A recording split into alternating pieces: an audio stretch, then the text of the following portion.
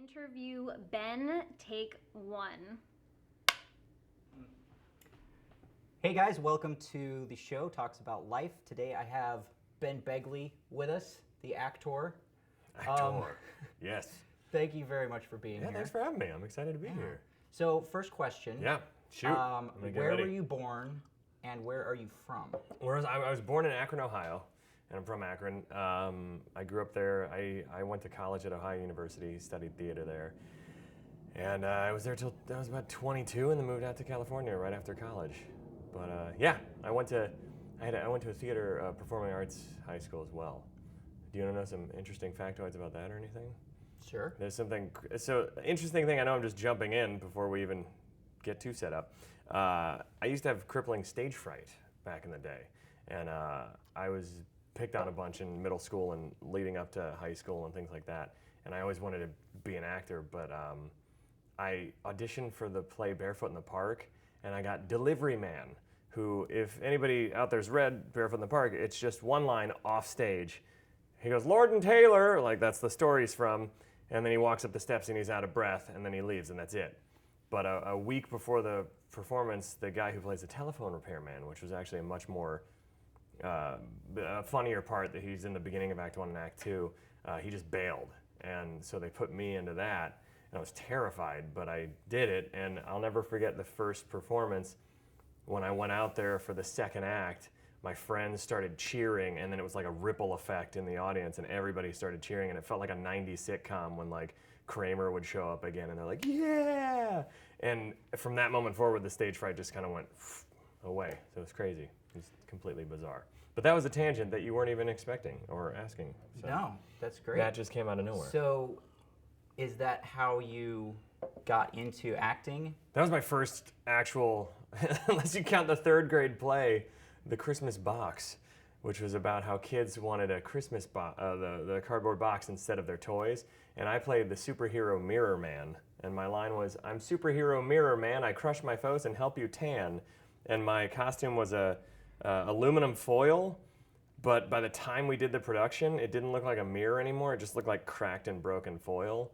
And I have a video of it somewhere, and I clearly have to struggle to remember my one line. I come out on stage and I'm like, "I'm superhero Mirror Man, I crush my foes and help you tan," which isn't that far off from how I act now anyways. So, no, but that was my first actual foray into being on stage and not being super terrified to talk in front of people. And did you want to get into acting before you did that play? Always, but I was always just, as long as I could remember, I had a love for movies specifically. I love TV too, but it was always movies. I remember going to the drive-in with my dad and seeing the 1989 Batman and just being like, "Oh my God, this is there's superheroes in movies now too?" Because at the time there weren't that great of superhero movies, and I just remember thinking, I don't know if that was the instant that inspired me, but as a kid I just loved movies and I always wanted to be in them. I always wanted to act and make my life where I could just live in my imagination and pretend, and that was always kind of a struggle for me in school. I always got good grades, but I did it begrudgingly because I didn't like that there was a logical set path to everything in standard education. You know, there wasn't as much imagination or creativity involved. But I like I said, I was picked on a lot in 7th grade, like brutally, and it kind of beat me down. I used to be this kid that was very outgoing, kind of like how I am now, but it got kind of almost like bully boot camp out of me.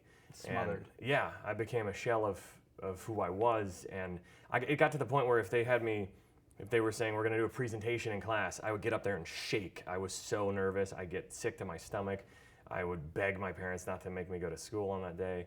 And so I always wanted to be an actor, but there were so many obstacles psychologically in the way.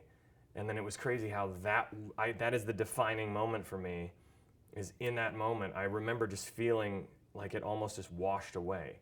And sure, I'd still get nervous every once in a while, but it wasn't that completely crippling fear, you know, and it was cool. It was very, so thank you friends in the audience of Barefoot in the Park for starting an applause break. I guess it's funny how those little things, my friends probably don't even realize that they're the reason that I'm here now, and the director of that play probably doesn't realize that that's a major turning point for me. So, how soon after doing that play did you decide that you were going to make acting a career and you were going to move to LA?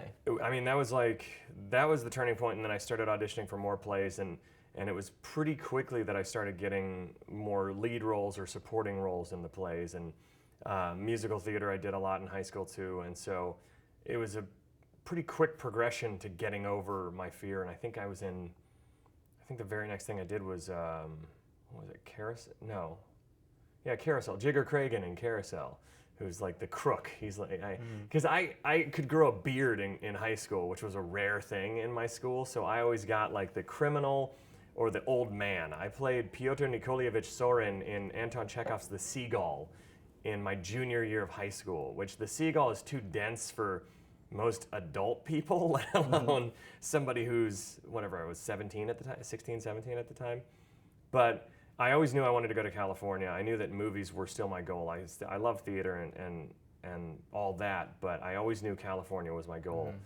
And I actually came out to do a media workshop after my senior year of high school at UCLA to see if like, oh, maybe I'll just come straight out instead of going to college. I had already signed up for OU and everything, but California was way too terrifying to just jump in. So I'm glad I had that buffer of going to college and kind of fine-tuning my craft a little bit more. And you always hear that it's better to start out in theater and transition to I think film than vice versa. It's just like film, you bring everything down. I think so, yeah. So did you find that a lot of people actually appreciated that on your resume when you moved out here? Because depending on who you talk to, some people are like, yeah, it's only film credits that really matter and theater doesn't do you any good. I mean, if I'm being honest, I don't know if people appreciated anything on my resume when I first moved out here, because this industry is built so much on who's your agent, what's your credit, what improv theater did you train in and stuff. I think that's when people started, I started going out more commercially when I started taking more improv classes out here. But do I think that for me, majoring in theater and having that theater background was helpful? Yes. I think that even if the industry or whoever, and there are people in the industry that respect a theatrical training, but there's also this idea of what's in right now, and it's like, oh, if you did UCB, you must be hilarious. Let's bring them in, that kind of thing. And versus, did you do UCB? Yeah, I did UCB Groundlings and a little bit at IO West. I performed there. I didn't take classes, but yeah, it's one of those things that I think when you have a strong base of a technique, which is why when people complain about like the Australians or British stealing all our jobs, it's because they're really well trained. Specifically in England, the theatrical training there, it's just like, if you can conquer Shakespeare and Chekhov and all these other amazing playwrights and their dense text, then you can take something like a action movie and make it amazing, or modern day films and just kind of walk all over it with your abilities. And I think that having that strong base in a technique of some sort, instead of just on-camera classes or audition technique, which are just quick fixes, you need a technique that you can change according to whatever you're doing, not just like, oh, this is a Band-Aid over this scene, because eventually that's not gonna work for something you're doing. So you have to have something a little bit more grounded and a bigger tool belt is what I would say. Yeah.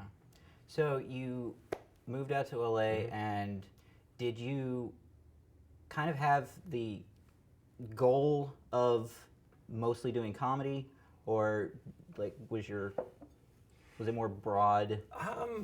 Yeah, I guess I would say that comedy is something I feel more comfortable in, for sure.